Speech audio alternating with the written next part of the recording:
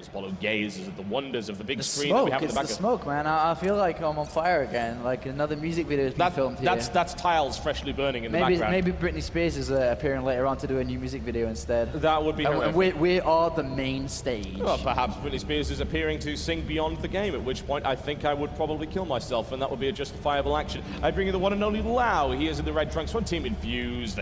He is playing Terran to the southwest of this particular map. Of course, Zelnaga Caverns versus his opponent. And his teammate, in fact. The one and only Randy. He is in the blue trunks, and he is playing Zerg to the northeast. And as much as I love Randy as a person, he's a very, very nice, gentle guy. The thing is, I actually would rather Lau win this game. To be honest, I'm gonna put my bias right out there. The reason is because who would you rather want to represent our country? I mean, a player that is inactive because of personal reasons, I mean, as great as it would be to have him, I would much rather see Lau out there go bash some Korean nerds. You know what I think for that one? I actually think that represents triumph over adversity right there, which I think is a great thing. It's like, yeah, you got the personal things to deal with, you've got a very, very busy life. It doesn't matter because you're just that goddamn baller. So that would be the kind of thing that I would like to see. It's not going to help you against MC and ST, though. Well, I don't know. That's going to be a difficult thing. Well, you can actually do what they tried to do at the Cologne IEM, which was Huck was deliberately trying to get Puma drunk at the Mexican restaurant that we were at the Team Liquid meetup the night before. it didn't work. He won anyway, but still, there you go. And we do see the refinery first and from Lau here, and we're literally going to be seeing the same build once again from Lau. We're going to be looking for that reactor opening on the barracks, sorry, and then followed by switching that up. Oh, Lau's going to be a bit upset. She tries to do the block right there with the SCV. Randy gets past regardless. Well, there's a mineral trick, so I don't know what he's trying to do that for. Indeed, I don't know. I don't know what that was for, but anyway, he is scouting now inside the main base, sees the extractor, sees the spawning pool. This will be followed up with the orbital command straight away, immediately, then into the factories mentioned. I'm kind of questioning whether he'll just throw down the command center immediately. It's very game dependent because they're also teammates, so they know each other's style a lot. I mean, Randy knows that if it is going to be Banshee, it's easy to adapt and so on and so on. Yeah, it's interesting, the kind of meta game that evolves throughout a best-of-3 series when you are playing with your teammates. Randy blocking that one off very nicely right there, delaying the reactor actually by a very considerable amount of time. Impressive play there by Randy. And then will he sacrifice the drone in order to make that happen? It's still alive somehow. Gas steal. Oh, gas steal. There it goes to the gas. He gets it. Nicely played by Randy. Possibly the most effective drone in the history of StarCraft. Indeed, and he manages to get his hatchery down now as well. And that is good because he can also cancel out of this now. He can keep cancelling out of it and then literally go and scout, do you have an expand or not? He can keep it to deny the fact that Cult Banshees can follow this up as well. And he does decide to keep it, so he will just deny the fact that a starport can follow this up. And that almost definitely pushes Lau down the build of going for an expansion behind this. Yeah, it's interesting, and it's nice to see Randy actually controlling Lau's game. The last thing you want to do is let Lau do exactly what he wants to do. There we go, down with the barracks and the tech lab coming in, and Hellions will follow. Randy is surely aware of this, so what does Randy do at this point to shut this down? Nothing, just build drones right now. I think you can squeeze in another round of drones right now. The next round should be Lings. He's building Lings now, but I think it could have been the other way around. And just get that extra few drones out, then build a round of Lings to deal with it. But he is going to build them now, that's okay as well. I guess the second wave of Lings is a little bit cutting corners, but either way, both are fine. Obviously one just a bit more macro face than the other, but this is okay as well. Speed's about to finish as well. Ideally what he should be doing is baiting the Hellions into the main base and then trapping them with speedlings. I don't think he should really block this off, but either's okay as well. The Queens are going to take a lot of damage here. 4 more Lings are in production.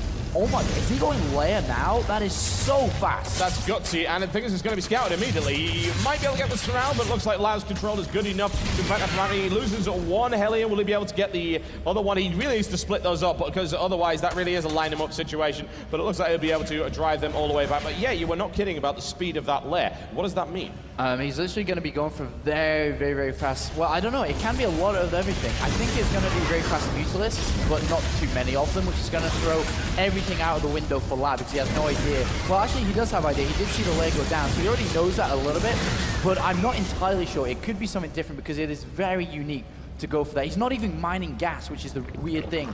It could be like a Nidus worm or something and lots of units into the main base, but I don't know. Maybe just a fast overseer in anticipation for Banshees is another consideration to think about. So I don't know, maybe just fast anti-air. Yeah, it is really interesting in that regard. I've actually seen a similar build in the IPL. In fact, it was by Idra, and it doesn't make any sense in this context, but it was actually going fast there in order to get creep drop from the Overlords in order to spine crawler rush a Forge fast expanding Protoss. But in this case, that's blatantly not what he's doing. Whatever the case, we've got Lau now flanking around with a force of 4 Hellions. Once again, Randy is getting that block sorted out quite nicely. I mean, nothing's really going to get in there. However, the spine crawler is of some Zerg damage has been done now, and we can go and have a look and find out exactly how much that is. 6 workers have been killed by Lau. It's not really too big a deal for Randy for the time being. Well, that puts him at 26 drones to 27 SCVs plus mules. The second orbital command is on its way, and Stim has completed now. I wouldn't be surprised if we saw the factory switch over now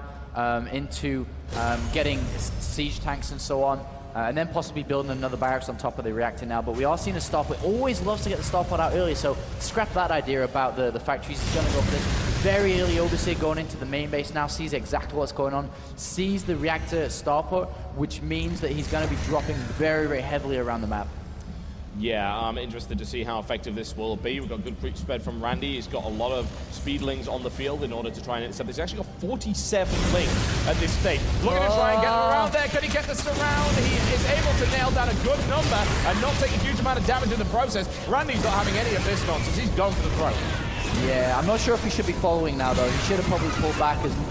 His micro here is very good. Look at, oh my god. I can't even speak. Lau's micro is so strong. It's really, really good. Yes, he did lose the Hellions, but he took a ton of Zerglings in the process. So that was nicely played right there by Lau. That said, Randy still has a ton of Zerglings on the field. He's got some options. He can actually go in and start doing some damage here, perhaps. But Lau is now finally moving into defense, and it's unfortunate that Randy didn't go in maybe a little bit earlier. Whatever the case, he'll try and harass this middle line, do some damage. He's going to be able to take a couple of SCVs out, but that's a nice lineup right there for Lau. In the meantime, a flanking force comes around the side, trying to sandwich him between two. The question is, can he do it? The answer is, not really. No, not really. I mean, the biggest problem for Randy is that, number one, that didn't work. He does go in the scout now, but he's not scouting anything new. The problem is these medivacs. You actually cannot fight medivacs healing units without Banelings, without Mutalisks, without any infestors. Yeah. And he has nothing. All he has is Zerglings.